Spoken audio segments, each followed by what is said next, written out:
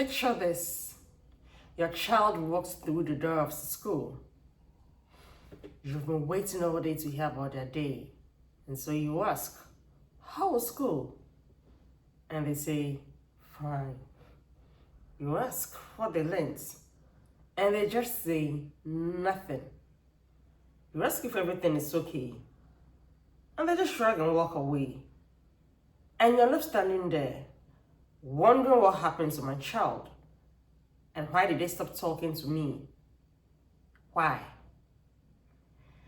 If you are a parent or a caregiver or an educator in this booth, this conversation is for you. Today we are going to look at reasons why children shut down. My name is Frances Hammond. I'm the founder and CEO of Parenting Bloom Institute and Little Leadership Mentorship Academy. And today we are going to talk about the reasons why children shut down. If you're ready for this class, get your journals, get your pens, and let's delve right into it. So as usual, I've got my book here today. Today I'm not using my laptop, I'm using my book. And so I'm going to teach you right from the notes I jotted down. If you're ready for this class, I am too. So let's get going. And so, you see,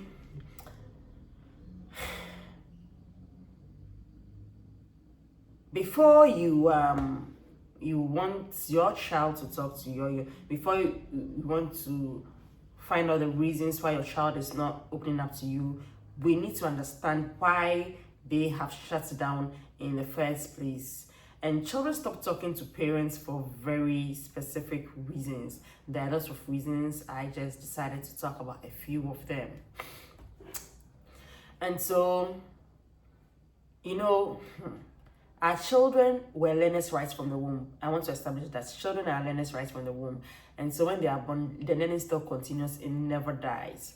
One reason why your children will just shut down completely is because they have learned that sharing bad news leads to punishment and not support. And so if every time your children tell you something that went wrong at school, or it could be just about anything, and the response they get from you is anger and disappointment or a lecture, trust me, they'll stop talking to you.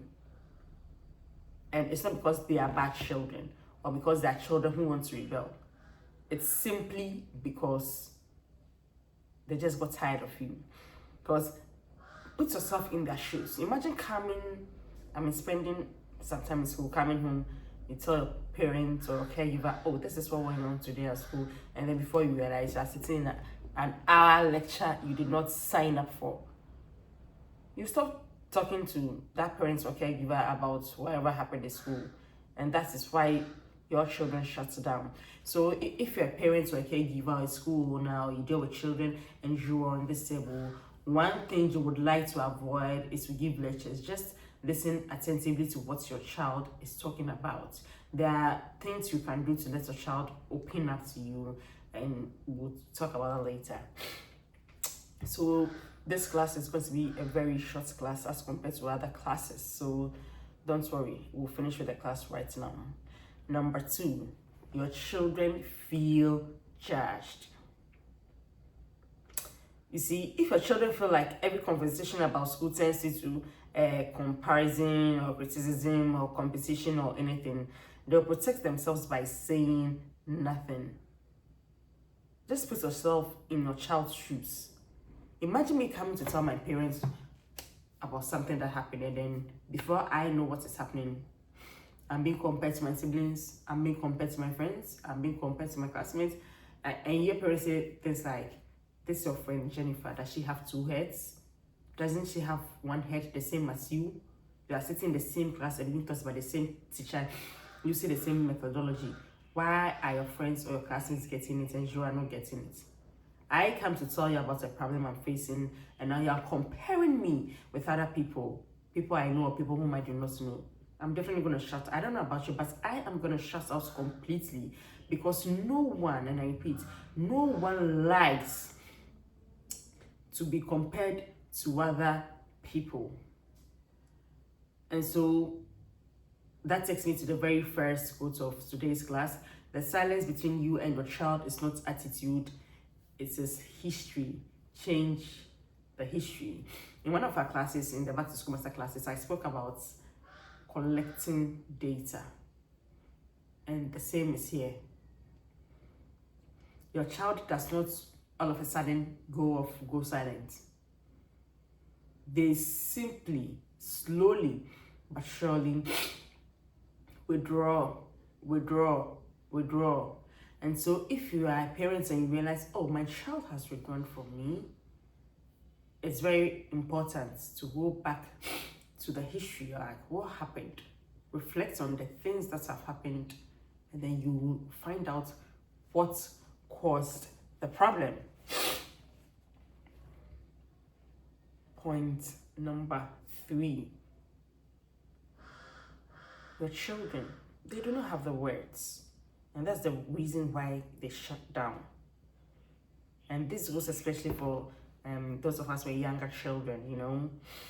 Younger children do not always know how to articulate what they are feeling. So asking them how school was or what they're struggling with is too broad. And understanding why they shut down is the first step to help them open up to you. And so with younger children, you cannot just be asking vague questions. Like, you really need to be specific and really need to tone down the complexity of the questions you ask. Because if I'm a child and keep asking questions I don't understand, I'll just keep silent and just look at you or just withdraw. And so please pay attention to these things. There are techniques and things you can do and use which will cause your child to open up to you. And this is not a class for it, but there are things you can do. So in this class, I'm just telling you reasons why your children shut down. For you, the parents or caregiver, to go and think about it and realize where you went wrong as a parent or what you did wrong as a parent, and then you remedy the situation. As parents, it's important for our children to open up to us because of the myriad of things they will face or they will go through. And so having a child draw back or shrink away from you isn't just, oh, I now have my peace of mind. It is for you to find out what is happening. Because many a times in my coaching, the time I've been in the parent schools, I see it all the time.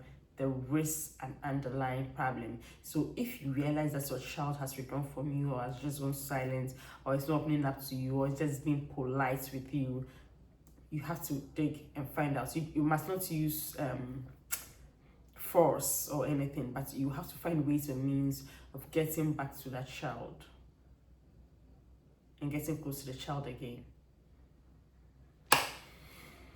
Point number 4.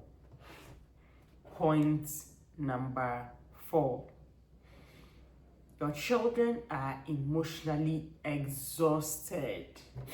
I think this point really stood out for me when I was making notes for this class, because I think sometimes as parents and caregivers, we tend to forget what is going on in the lives of our children. Because as I said in the class last week, school is not just academic. Children are spending 6+ hours in school managing friendships, managing teachers, dealing with pressure and social dynamics. And so by the time they get home, they have nothing left. It's like they are wasted.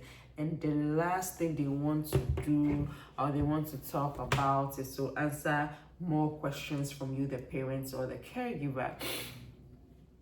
So if you are here and you just think, oh, my child is withdrawing, my child is being rude, my child is being rebellious, you have to pay attention to when you ask your children those questions. It is very imperative. Otherwise, you always get the cold shoulder and then you end up being frustrated as a parent. So take note of that. Children also get emotionally exhausted. I know sometimes you say things like, won't you ask school fees? Won't you chop money? Are there exhaustion? No. The fact that someone is a child or the fact that someone does not have much responsibility does not absolve them of being emotionally exhausted. At their level, they have things that make them feel pressured. And you have to anticipate that and know when to speak with them. If you fail to do so, you always receiving the cold shoulder or the terse answers from them, and you are going to end up being extremely exhausted, being disappointed, being so worried. And so, as parents and as caregivers, watch your timing. Watch your timing. Number 5. And this goes to those of us with very sensitive children. You know, these sensitive children, they will not open up to you because they want to protect you. And before you ask why, let me tell you. Some children, as I've already said, especially the sensitive ones, do not want to worry their parents. And they have really learned that sharing problems causes more stress at home. So they just bottle everything inside just to keep the peace at home. Just to keep the peace at home.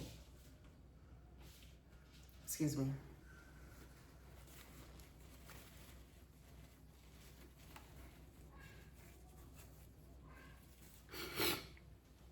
And so for children who are very sensitive,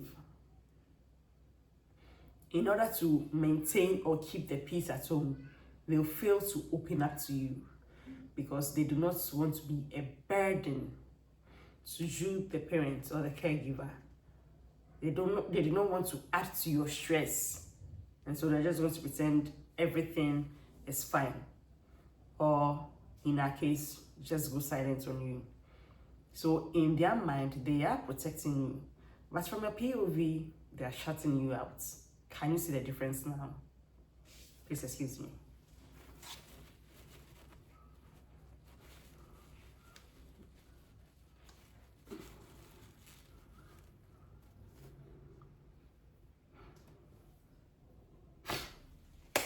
I'm back, and we are now going to is it 5th point?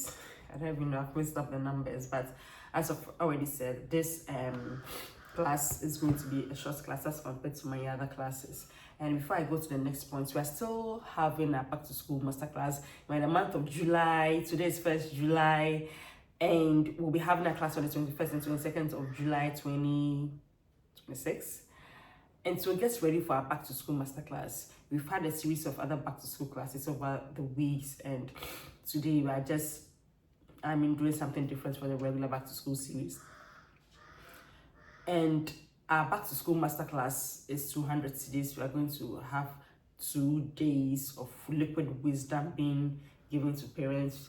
We will have a Q&A session where you can ask all your questions. We'll have worksheets, and then we'll have webinars. The webinars about what the class is about. Gone are the days where we used to say parenting has no manual. Now it does have a manual, and that is what I am sharing with you. And so register for the class and go beyond our free school fees for my children.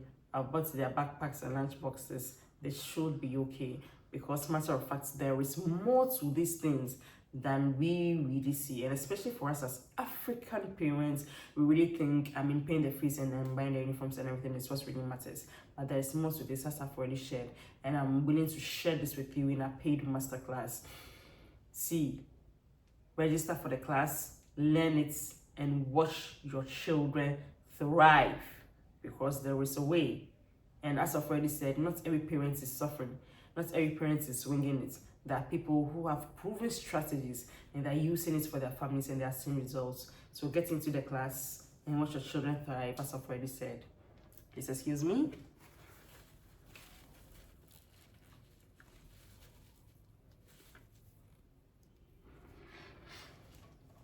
And now to our very next point.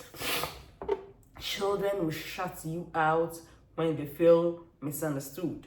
Because if a child has shared something with you before, and you, the parents, you minimize it by saying, no, just forget about it, it's just one of those things, what you are basically telling them is that their feelings do not matter, and so they stop sharing with you. Imagine me coming to my parents, telling them about something I'm facing in school, and they just say, oh, that's not why you went to school, focus on books and learn, all of those comments we usually pass or say to our children, or those comments that's why we really said to us as millennial parents. It's like that's what our parents did to us, and then they completely shut us out. And now that we are adults, we cannot even communicate with our parents the way they want. We do not have the sort of relationship they want from us because they shut us out of their lives. And now that's why when all of a sudden they want us to be all, having this perfect relationship with them. But it doesn't work that way. So if you do not want to be in the same shoes our parents are in because they shut us out, or they dismissed our feelings, or they made it feel like we did not matter, you really have to pay close attention. So when your child brings you something about something that is wrong in school or anything that is bothering them, don't just dismiss it. In as much as you'll be so tempted to do so, please don't do so, because you end up shutting the child out. Excuse me.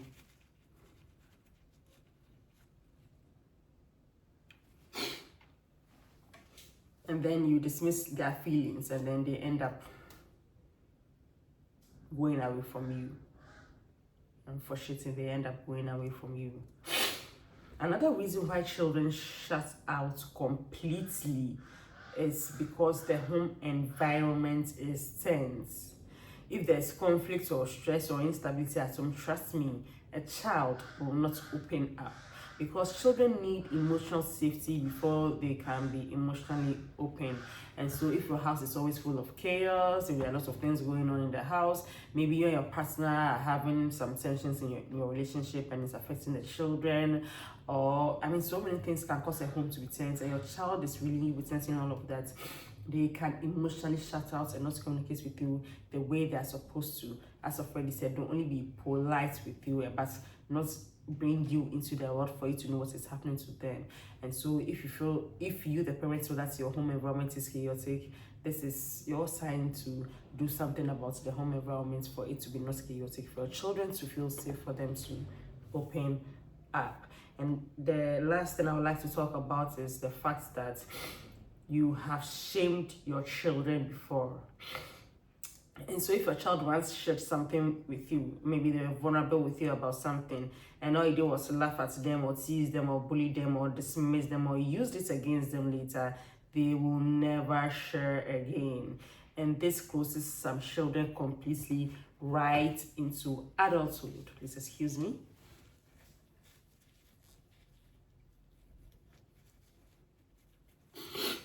Right into adulthood. So look at the time this happened from their childhood, and now they are adults and they are still completely shut out. This tells you that whatever you do in your home or how you treat your children goes a long way to affect them. And so if your child has ever been vulnerable with you, as much as possible, in as much as you're tempted, refuse to yield to that temptation by laughing at them or dismissing them, because what you are doing is dismissing them. And so these are some of the reasons why a child or why children completely shut down and not communicate to their parents the way they want to.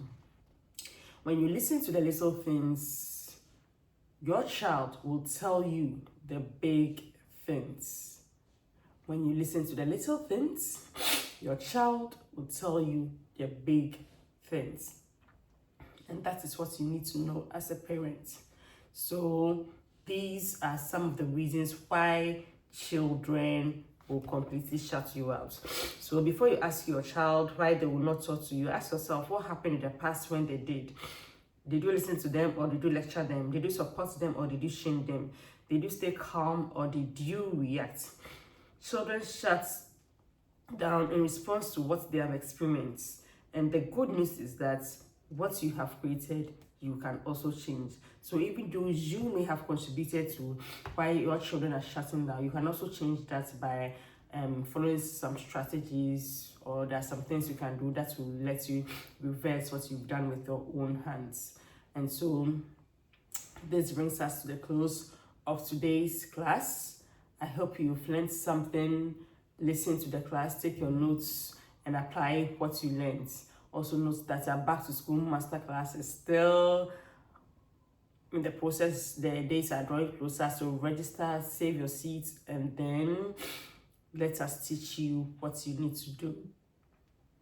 As usual, my name is Frances Hammond. I'm the founder and CEO of Preventive Bloom Institute, and today we had a conversation on why children shut down. I hope you enjoyed the class and you've learned something. Till our next video, follow for more. Bye.